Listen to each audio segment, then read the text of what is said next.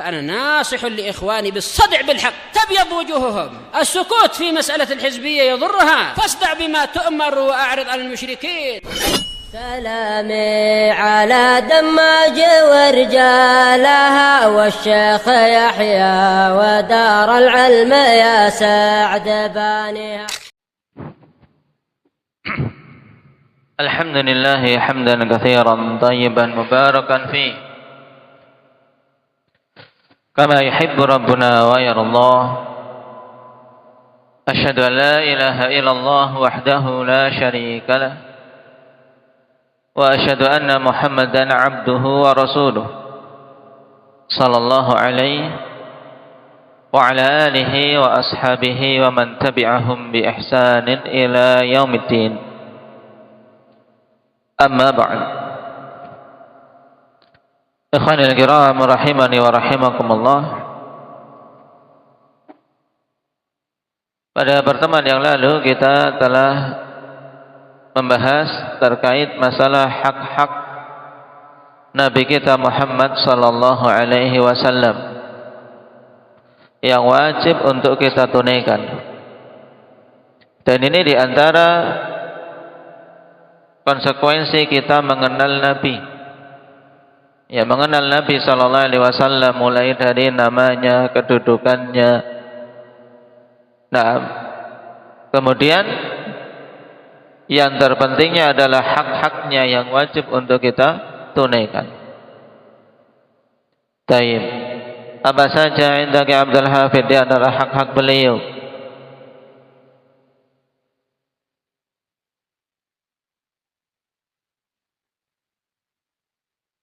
Taib. Mentaati atau ittiba' lebih umum. Nah, ittiba'uhu fi jami'i ma ya'muru bihi wa yanha anhu. Mengikuti Nabi sallallahu alaihi wasallam pada semua perkara yang beliau perintahkan dan beliau larang. Nah, wa ma ataakumur rasul Aba Muhammad fakhudhuh. Naam. Wa ma ataakumur rasul fakhudhuh wa ma nahakum anhu Aba Nasrul fantahu. Tayyib. Kemudian hak yang kedua baca ya.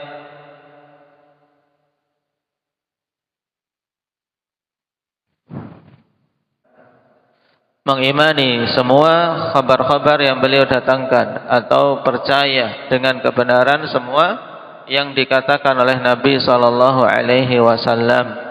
Harus kita meyakini kebenaran yang beliau ucapkan, apapun itu. Baik saat ini masuk akal atau belum masuk akal. Naam. Hak yang ketiga, Pak Khadir.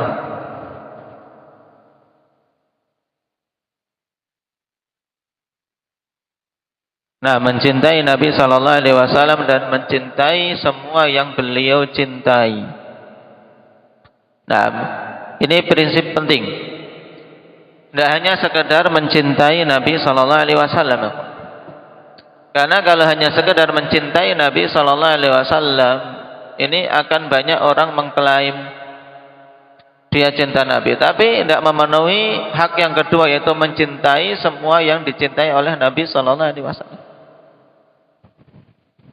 Nah, seperti orang-orang Syiah, mereka mengaku mencintai Nabi, mencintai keluarga Nabi, tapi mereka membenci para sahabat Nabi. Padahal para sahabat Nabi, di antara mereka ada orang yang paling Nabi cintai, yaitu Abu Bakar As-Siddiq.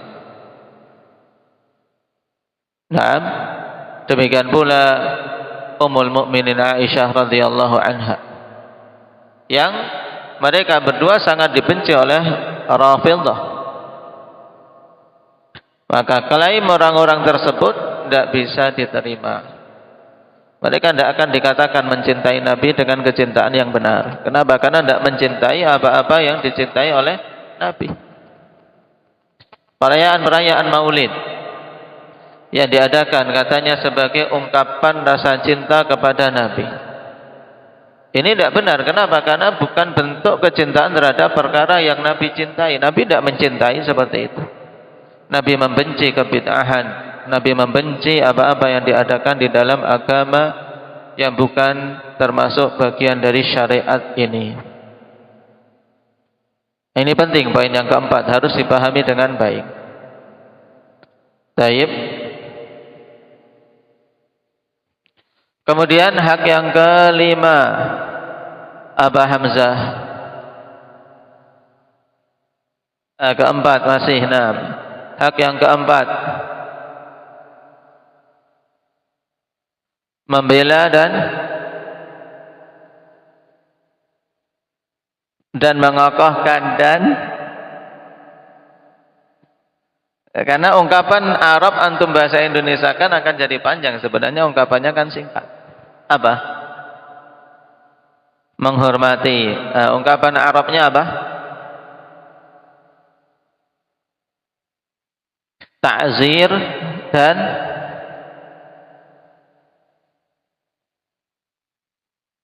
tauqir.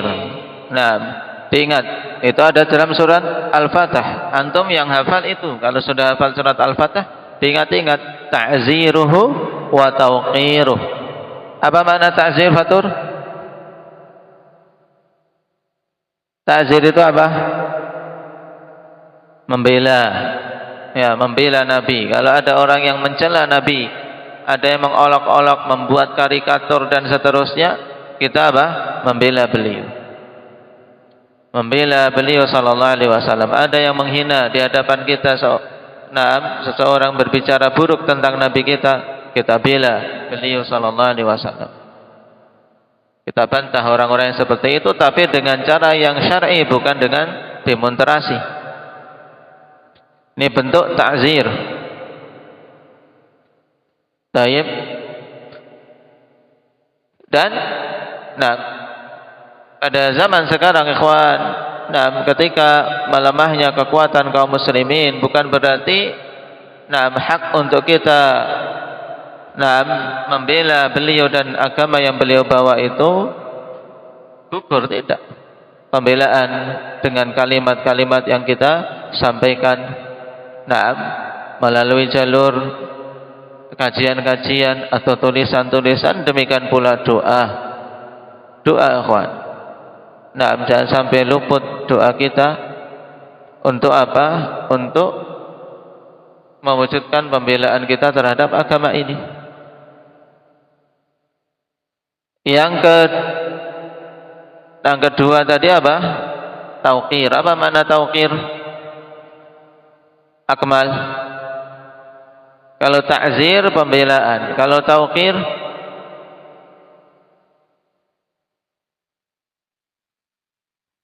menghormati. Menghormati Nabi sallallahu alaihi wasallam. Tidak boleh apa? Meremehkan. Dan bentuk penghormatan itu kemarin kita sebutkan bentuk-bentuknya apa saja. Ali. Tidak memanggil beliau dengan namanya. Kemudian tidak boleh mendahului beliau. Sekarang ketika beliau telah wafat berarti tidak mendahului sunnah beliau. Tidak boleh mendahulukan pemikiran manusia dibandingkan sunnah Nabi sallallahu alaihi wasallam. Yang ketiga, merendahkan suara. Di sisi Nabi sallallahu alaihi wasallam setelah wafat berarti merendahkan suara ketika dibacakan hadis-hadis Nabi sallallahu alaihi wasallam. Kemudian yang keempat, apa? Sudah. Kemarin kita sebutkan 3 contoh tadi. Sekarang hak yang kelima, Pak Muhammad.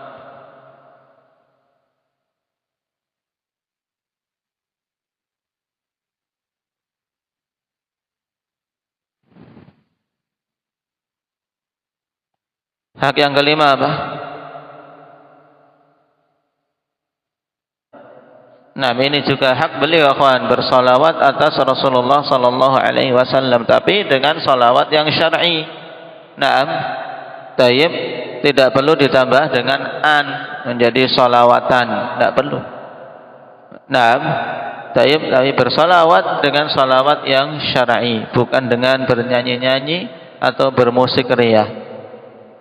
Kata bagi solawat yang merupakan ibadah, solawat yang diperintahkan oleh Allah, sallu alaihi wa sallimu taslimah. Bersolawat seperti para sahabat bersolawat atas Nabi sallallahu alaihi wasallam ketika disebut nama beliau. Nah, maka kita bersolawat atas Rasulullah sallallahu alaihi wasallam. Kemudian yang keenam apa? Indah Fatih.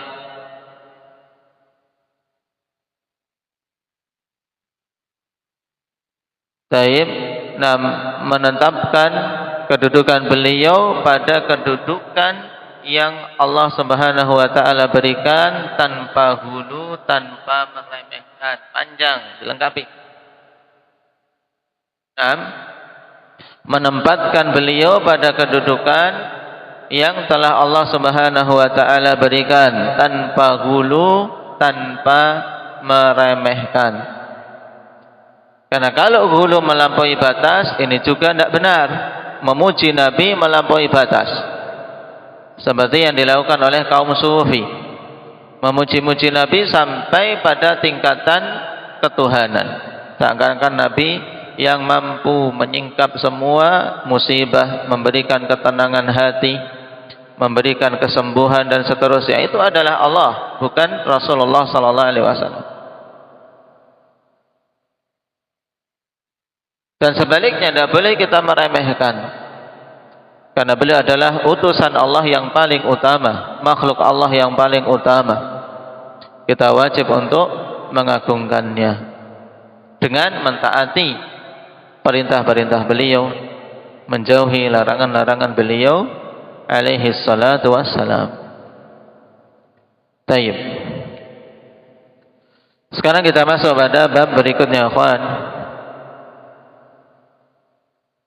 Bab baru,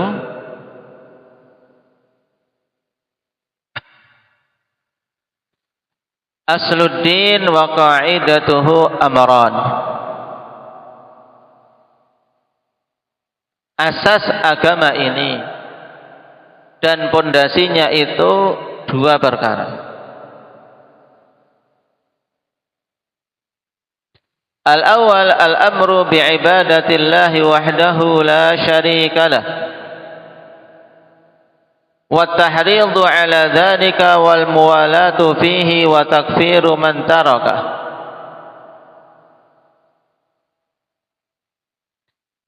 Al-thani al-inzaru 'ani syirki fi ibadatillahi wa taghlidhu fi dhalika wal mu'adatu fihi wa takfiru man fa'alah.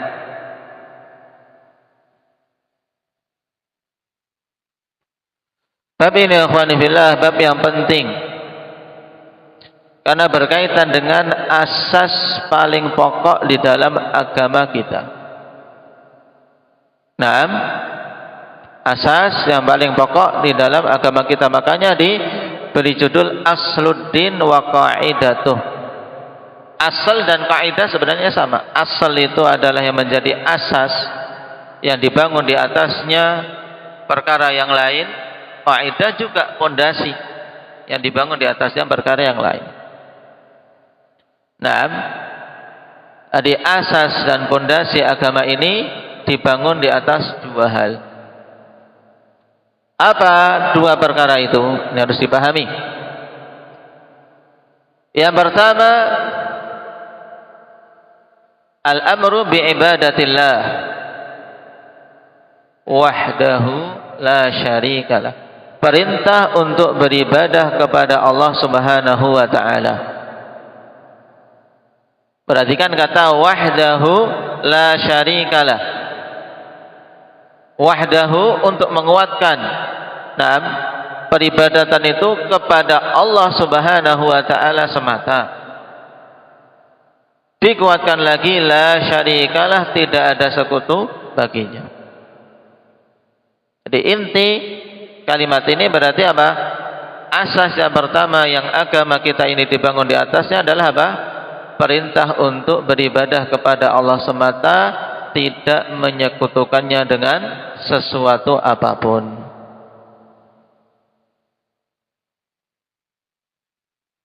Wa tahridu ala dzalika wal muwalatu fi, dan dorongan menyeru manusia di atas perkara itu.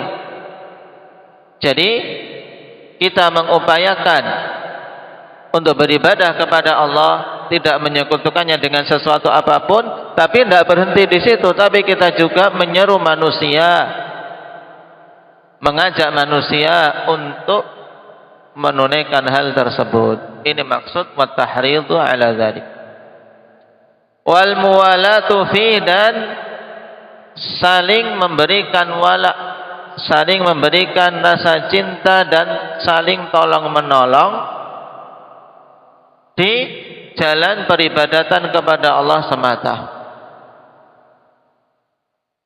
Wal muwalah fi, nah, memberikan wala satu sama lain di jalan apa? Peribadatan, di jalan tauhid. Wa takfiru man taraka, dan mengkafirkan siapa saja yang meninggalkan hal tersebut, yaitu apa? Meninggalkan peribadatan kepada Allah semata dengan dia melakukan kesyirikan misalnya. Berarti dia telah meninggalkan pokok yang pertama ini, maka dia dikafirkan. Asas yang kedua, asani al-inzaru anisyirki fi ibadatillahi, memperingatkan manusia dari kesyirikan di dalam peribadatan kepada Allah. Wa taghlidhu fi dzalika, dan ancaman keras pada hal yang demikian itu, yaitu bersikap keras, memberikan ancaman kepada manusia, memperingatkan manusia dari hal itu. Wal mu'adatu fih, dan saling memusuhi dikarenakan permasalahan kesyirikan ini. Siapa saja yang melakukan kesyirikan wajib untuk kita apa? Kita benci, kita musuhi. Wa takfiru man fa'alah, dan mengkafirkan orang yang melakukan kesyirikan.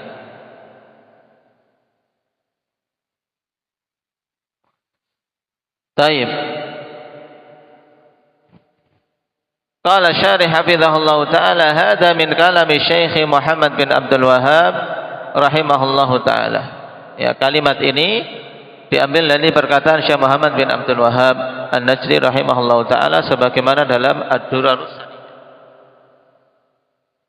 Wa qala aidan, innal insan la yastaqimu lahu dinun walau wahhadallaha wa taraka syirka illa bi'adawatil musyrikin wa tasrihi lahum bil adawati wal bughdhi. Beliau juga mengatakan, akhwan, nah, sungguhnya manusia tidak akan lurus agamanya. Ini poin penting yang banyak manusia lalai, akhwan. Pikirannya agama kita ini yang penting ibadah, salat, puasa, nah, zakat, haji sudah selesai. Nah, tanpa ada tuntutan untuk memusuhi orang-orang musyrik. Ini sangkaan yang salah.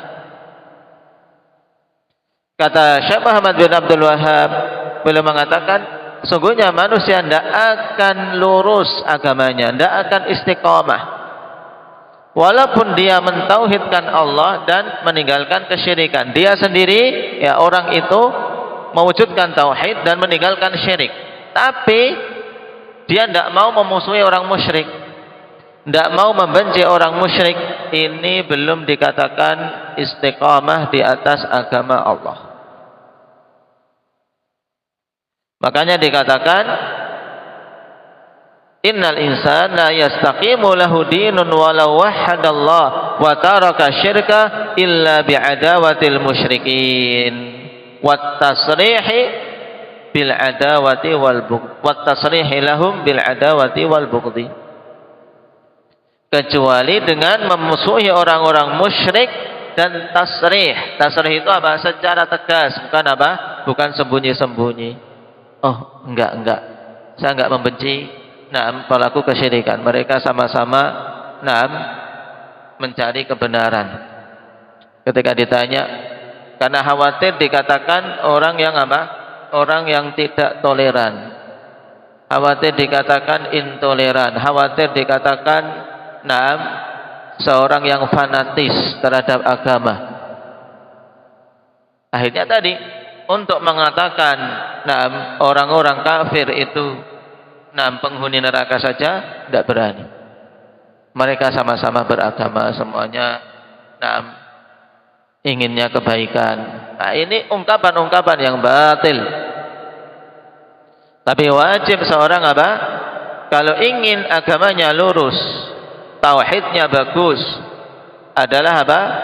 Setelah mewujudkan ketauhidan dengan beribadah kepada Allah semata dan meninggalkan kesyirikan, dia harus memusuhi orang-orang musyrikin dan secara tegas menyatakan permusuhan dan kebencian. Wa tasrihu lahum bil adawati wal bughdhi. Harus tegas mengakui kita memang apa? Memusuhi, membenci orang-orang musyrik. Dan nanti akan kita bahas ikhwan, pembahasan penting terkait apa? Terkait wajibnya memusuhi, kemudian terkait masalah menampakkan permusuhan itu bagaimana yang dituntut dalam bab ini. Dan bagaimana mengupayakan yang seperti itu. Kenapa? Karena manusia dalam masalah ini ada yang lembeknya bukan main, sehingga sampai-sampai tidak ada dalam hati kebencian kepada orang kafir. Berteman dekat, saling menyayangi. Baik. Sisi yang lain melampaui batas sehingga berbuat kezaliman, yang akhirnya dengan sebab itu memperburuk citra Islam. Pikirannya Islam itu adalah mereka-mereka yang suka apa? Suka menteror. Jadi bab ini butuh untuk dipahami dengan sebaik-baiknya. Kita baca dulu runtut sebagaimana yang dipaparkan oleh Syekh Hafizahullah Ta'ala. Wa qala Syekh Abdul Rahman ibn Hasan al-Syekh rahimahullah, wa ajma'al ulama'u salafan wa khalafan min as-sahabati wat tabi'in wal a'immah wa jami'i ahli sunnah. Lihat siapa yang berijma ini. Ini pernyataan yang sangat tegas ikhwan, menunjukkan apa? Ijma' yang qat'i namanya. Ijma' yang qat'i, tidak ada keraguan bahwasanya itu perkara yang disepakati. Perkara yang disepakati. Seluruh ulama salafan wa khalafan, baik yang terdahulu maupun yang belakangan, minas sahabati wat tabi'in wal a'immah, dari kalangan para sahabat, para tabi'in maupun para imam-imam yang datang setelahnya, wa jami'i ahli sunnah, dan keseluruhan ahlus sunnah. Berarti keluar darinya apa? Ahlul bid'ah tidak diikutkan dalam ijma' ini karena mereka menyelisihinya. Apa yang mereka sepakati? Annal mar'a la yakunu musliman illa bitajarrudi minasyirkil akbari wal bara'ati minhu wa mimman fa'alahu wa bughdihim wa mu'adatihim bihasabit taqati wal qudrah wa ikhlasil a'mali kulliha lillah. Bahwasanya seseorang tidak akan bisa menjadi muslim yang sejati.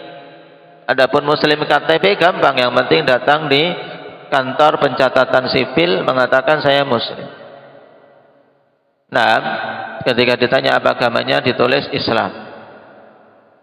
Tapi di sini muslim yang sejati, muslim yang sebenarnya. Nah, bahwasanya seseorang tidak akan bisa menjadi muslim yang sejati, muslim yang hakiki, kecuali dengan apa? Yang pertama, bitajarrudi minasyirkil akbar, kecuali dengan membersihkan diri dari syirik akbar. Kenapa? Karena kalau seorang ada pada dirinya syirik akbar, dia muslim atau bukan, Usama? Hah? Muslim atau bukan? Bukan. Nah, pada dirinya ada syirik akbar, maka dia bukan muslim. Bukan muslim. Ini secara hukum umum, ikhwan. Wal bara'ati minhu wa mimman fa'alah. Kemudian yang kedua, harus dengan apa? Dengan berlepas diri dari kesyirikan dan orang-orang yang melakukan kesyirikan. Harus berlepas diri.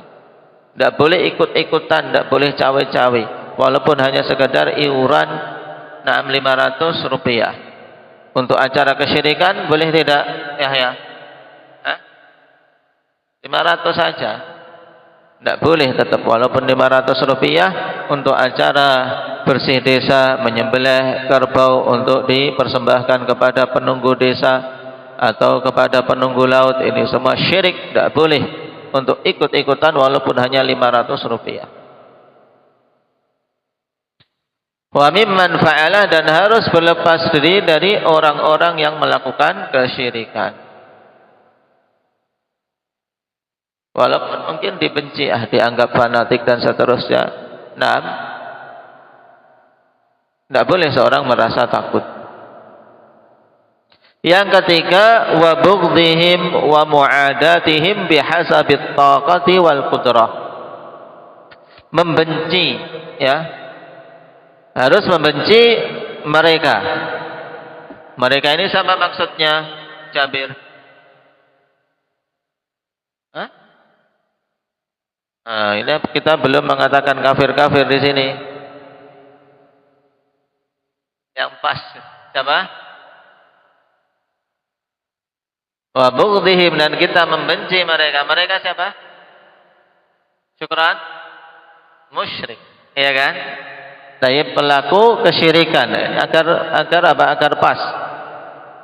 Kita sedang membicarakan itu. Wa bughdihim, dan membenci para pelaku kesyirikan itu. Wa mu'adatihim, dan memusuhi para pelaku kesyirikan. Dan kebencian serta permusuhan ini bertingkat-tingkat, ikhwan. Makanya dikatakan oleh Syekh bihasabit taqati wal qudrah, sesuai dengan kadar kemampuan. Sesuai dengan kadar kemampuan. Dalam kondisi dia lemah, memusuhinya, kemudian dia turun di jalanan, teriak-teriak, betul atau salah seperti ini, Muhammad? Salah. Dia bisa terkena mandarat sendiri. Tapi kita dalam memusuhi mereka, membenci mereka, itu sesuai dengan kadar kemampuan. Adapun kebencian itu di hati, jelas. Kebencian itu di hati, harus ada kebencian kepada orang musyrik. Kemudian permusuhan, menunjukkan permusuhan ini yang sesuai dengan kadarnya. Tidak bisa kemudian ada orang kafir di gereja. Misalnya antum datang habis pelajaran ini, kemudian besok Ahad datang ke gereja, lempari batu orang-orang. Ini tidak betul. Ini tidak betul. Biasa bitaqati wal qudrah, sesuai dengan kadar kemampuan. Perkara yang keempat, wa ikhlasil a'mali kulliha lillah, dan harus mengikhlaskan amalan-amalan keseluruhannya untuk Allah Subhanahu wa ta'ala. Dari kalimat ini kita bisa memetik 4 poin, ikhwan, yang disepakati oleh keseluruhan a'immah dan keseluruhan ahlus sunnah untuk seorang bisa betul-betul menjadi muslim yang sejati. Yang pertama apa berarti? Harus membebaskan diri dari syirik akbar. Yang kedua, harus berlepas diri dari syirik akbar dan para pelakunya. Kalau yang pertama tadi dia bebaskan dirinya, dia tidak boleh melakukan syirik akbar. Kemudian yang kedua, dia harus berlepas diri dari kesyirikan dan para pelakunya, menjauh. Yang ketiga, harus membenci dan memusuhi para pelaku syirik sesuai dengan kemampuan. Kemudian yang keempat apa? Harus mengikhlaskan amalannya secara keseluruhan untuk Allah Subhanahu wa taala. Nah, dalam kalimat itu antum harus bisa mengambil antum tandai sehingga nanti ketika ditanya bisa menjawab dengan baik. Dan sebelum itu semua ya antum harus patrikan pada diri-diri antum semua, kawan, karena ini pembahasan terkait akidah, harus diyakini. Wa qala aidha wa li hadzal asli al-'azim alladhi huwa millatu Ibrahim syara'a Allahu jihadal musyrikin. Faqala wa qatilul musyrikina kaffatan kama yuqatilunakum kaffah wa'lamu anna Allaha ma'al muttaqin. Beliau mengatakan dikarenakan pokok yang agung inilah yang itu merupakan agama Ibrahim, Allah Subhanahu wa taala syariatkan jihad untuk memerangi orang-orang musyrik, untuk menegakkan apa? Menegakkan pokok agama ini, ya kawan. Berlepas diri dari kesyirikan dan membenci para pelaku kesyirikan dan memusuhi mereka-mereka yang berbuat syirik. Disyariatkan apa? Jihad.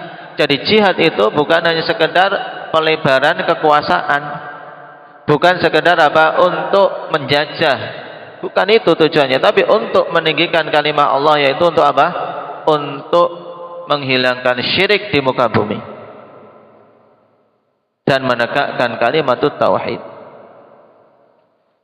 Allah katakan wa qatilul musyrikina kafah, perangilah orang-orang musyrik secara keseluruhan, kama yuqatilunakum kafah, sebagaimana mereka memerangi kalian secara keseluruhan. Ini menunjukkan juga, kawan, bahwasanya orang-orang musyrikin mereka dari masa ke masa senantiasa membenci kita. Jangan terkecoh dengan apa? Senyuman manis mereka, ungkapan-ungkapan manis mereka tentang prinsip toleransi. Karena mereka lah orang yang sebenarnya apa? Senantiasa memusuhi kaum muslimin dan berusaha untuk menghilangkan Islam, mematikan dakwah Islam. Sebagaimana perhatikan usaha mereka, konspirasi yang luar biasa untuk apa? Untuk menghancurkan Palestina. Yang terus sampai sekarang, ikhwan, taib serangan demi serangan.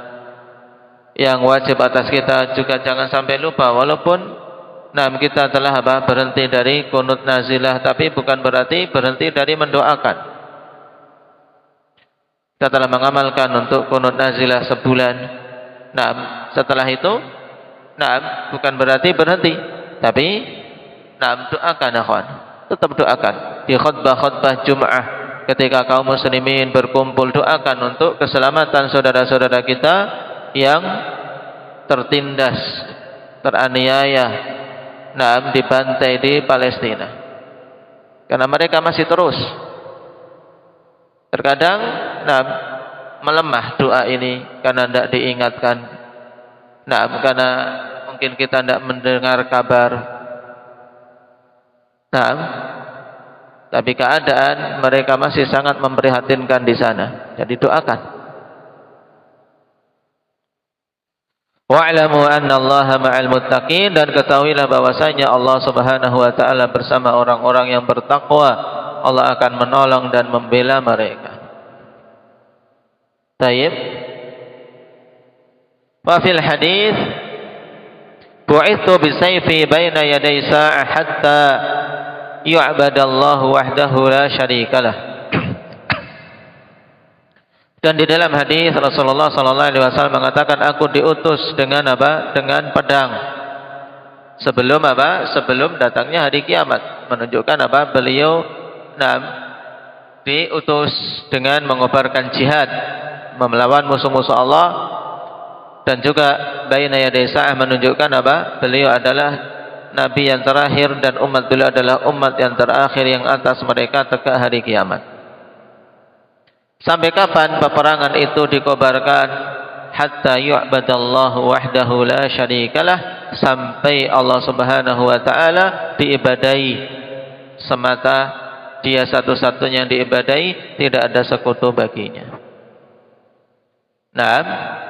Wa ma'a hadza hadzara Allahu nabiyahu sallallahu alaihi wasallam wa ibadahul mu'minin minar rukuni ilaihim. Bersamaan dengan ini tetap Allah Subhanahu wa taala peringatkan nabinya dan hamba-hamba yang beriman dari apa? Rukun ilaihim, dari condong, ya, ar-rukun ilaihim, dari condong kepada orang-orang kafir dan musyrik.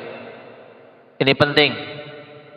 Nabi saja diperingatkan, jangan sampai condong, ada kecondongan hati kepada orang musyrik. Ini yang diupayakan terus oleh orang musyrikin agar kita salut, kita kagum dengan bagusnya mereka, adab mereka, toleransi mereka. Ini upaya orang-orang musyrikin, jangan terkecoh. Kita tidak boleh ada kecondongan sedikit pun di dalam hati kita terhadap orang-orang kafir, orang-orang musyrik.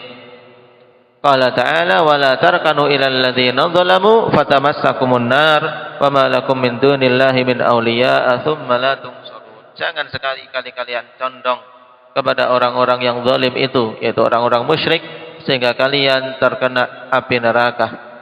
Dan tidak ada bagi kalian selain Allah pembela. Tidak ada yang akan membela kalian selain Allah.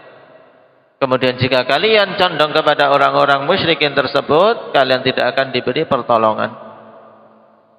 Wala raiba anna Allah Ta'ala aujaba ala ibadihi al-mu'minin al-bara'ata min kulli musyrikin wa idharal adawati lahum. Dan tidak ada keraguan sedikit pun bahwasanya Allah mewajibkan atas hamba-hamba yang beriman untuk bara'ah, berlepas diri dari setiap orang musyrik dan menampakkan permusuhan kepada mereka.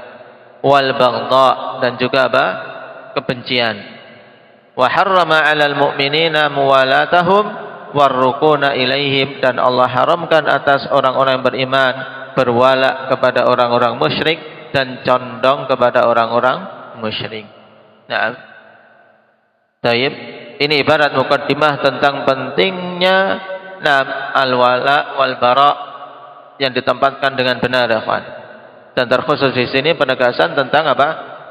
Keharusan untuk bara'ah dari kesyirikan dan pelaku kesyirikan yang dari masa ke masa semakin terkikis di hati-hati kaum muslimin. Karena banyaknya syubhat, dan juga yang paling jelas kenapa? Karena kaum muslimin sendiri enggan mempelajari tauhid yang lurus. Nasallallahu al-afiyata wassalamah. Naktafi bihadza walhamdulillahi rabbil alamin.